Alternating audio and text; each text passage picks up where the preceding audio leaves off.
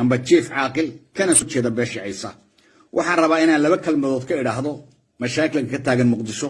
ama dabadhilifyadii lacagta ka soo qaatay inay qaranka burburiyaan ee jasiira ku shiraayay ummadda horta way ka hadashay codkoodii way ka dhiibatay taayadina inaan ku darnaa rabaa qaranka Soomaaliyeed isagoo baaba'ay oo tuug helay oo musuq maasuq helay oo asfala saafiliin joogta oo dunida ugu hooseeya oo la soconay ilaahay madaxweynuhu noo soo diray maxamed cabdillaahi farmaajo uu soo diray iftiin soo baxay weeyi ilaahay soo baxay weeyi nuur ummadda u yimid weeyi wadankoodii buu hagaaji hamigii ummadda Soomaaliyeed buu soo celiyay wuxuu soo celiyay sharaftayadii iyo karaamadayadii iyo dadnimadayadii intaba uu soo celiyay ummadii Soomaaliyeed dabada ku xidhneed uu soo daayay national theaterkii uu dhisay stadiumkii uu dhisay maktabadii qaranka uu dhisay wadooyin buu sameeyay ummadan uu ilaahay u soo diray madaxweyne daacada weey lacag kama qaato mishaarkiisa wuxuu qaybiyaa dadka masaakiinta iyo caruurta in agoonta meeshoodu ku bixiya iyo dadkii dagaalkii ku anaafoobay ayuu ku bixiya waxba kama qaato tuug maaha burcad maaha musuq maasuq maaha qabiilista maaha waa wadani dhabar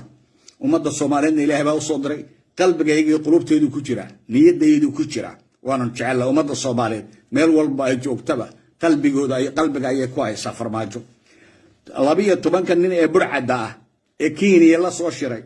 ee ka soo qaatay lacagta ee qarankana burburinaya ee damiirkii ka dhimatay damiirkii baa idin ka dhintay dadnimadii baa idin ka dhimatay sharaftii baa idin ka dhimatay karaamadii baa idin ka dhimatay diintii baad ka baxdeen islaamka islaamnimadii baad ka baxdeen waxaad tihiin dabadhilif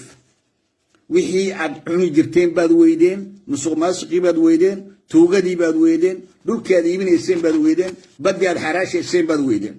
farmaajo intaas oo dhan buu la dagaalamaya wuxuu hortaagan yahay tuug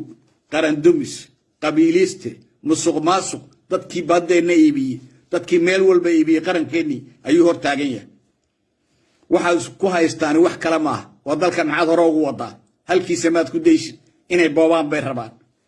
ninka aqli buu ka maqan yahay barbarian baatiin wax afka Ingiriiska lagu barbarian waa wax barbarian baatiin waxatiin wax burburiya destructive baatiin inaad wax burburisaan bad rabtaan wax dhis ma jiro dadka barbariankii dadka way dhacaan dumarka way fuulaan xoolahooda way qaataan waxay helaan xoog bay ku qaataan guryahay qaataan waa dad primitive society wax wayaan aqli male even hadduu wax bartana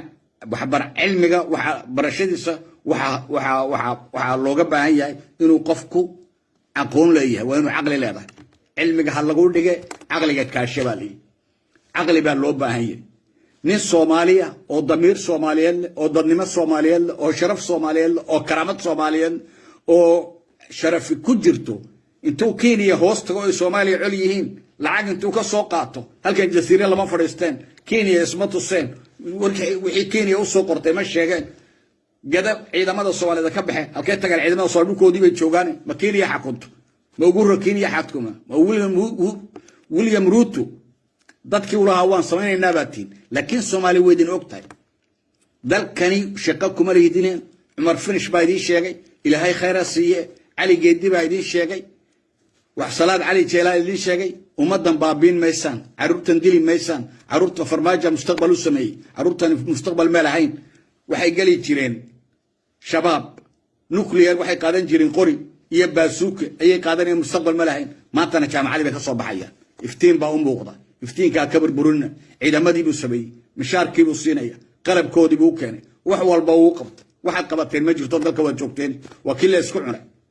waa kii qof cunay cali mahdi waa kii joog 250 qof baa ku maqan civil war buu ka abuuray waa kii ciidamadii Soomaaliya isku dhibayay jabhada in carta qaalib isagu dacaamil buu iska fadhiyay Sharif haysan baa xukumay iyo mahiga ayaa xukumay isagu madaxweyne ma ahayn Hassan Sheikh waxa xukumay ninka la oran jiray Gabra ayuu hoos fadhiyay